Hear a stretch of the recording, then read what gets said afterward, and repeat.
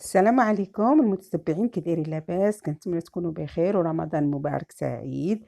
اليوم جبنا لكم واحد العصير ديال الحامض، السيتروناد. كنتمنى يعجبكم ورقكم وتجربوه في هذا رمضان وفي الحل سخون. ودابا غادي ندوزو للمقادير والطريقه. غادي نحتاجو 3 الحامضات، اطرو ديال الماء، كاس ديال سنيده، وفرماجه النوع اللي كتحبوا. دابا غادي ندوزو للطريقه. غادي ناخدو حامضه وحده، غادي نحكوها، ناخدو لها غير القشره الفوقانيه. غادي نحتفظوا بهذيك القشره اللي خدينا. من بعد غادي ناخدو 3 الحامضات كاملين، غادي نديرو ليهم القشره كامله وغنقطعوهم ونحيدو ليهم العظومه، وضروري تحيدو ليهم العظومه حيت كيخليو المروره.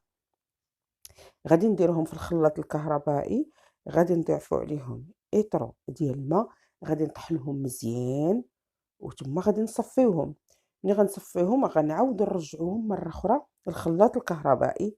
غادي نضيفو عليهم الفرماجة اللي قلت لكم من نوع الاختيار اللي كتعجبو، النوع اللي كيتحبوا.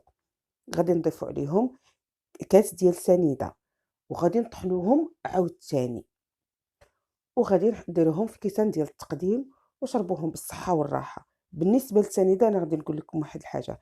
أنا سنيدة درت كاس، ولكن نتوما تقدروا ديروا حتى 2 كيسان باش يجي حلو. أنا حيت مازال غادي نديرو في عصير اخر، هذاك الشيء علاش درت غير كاس. كنتمنى يعجبكم وتجربوه وتردوا علينا في التعاليق، وما تنساوناش بالبارطاج الاصدقاء ديالكم. وبسلام عليكم، حتى الفيديو جديد ان شاء الله.